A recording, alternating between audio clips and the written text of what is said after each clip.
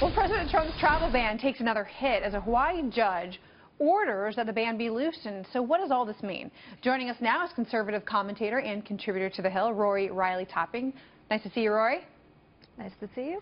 All right, so 2 weeks ago, the Supreme Court ruled in favor of banning refugees and foreign nationals from 6 majority Muslim countries, those with no ties to the U.S., from entering the country. So they extended that to people with lesser family ties, like the grandparents, the aunts, uncles, cousins.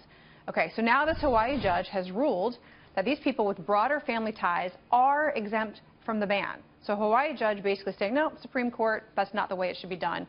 Your thoughts here? Well, I think it's interesting because in an earlier ruling, the same Hawaii judge said he was not going to usurp the Supreme Court's authority. He denied a similar claim. With this one, he said that the defendants had met their burden in being able to challenge the travel ban.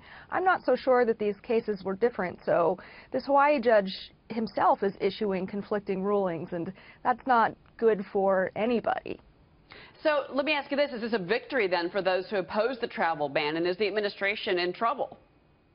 I don't necessarily think it's a victory because if you read the opinion, he uses statements like, there's nothing more bona fide than this.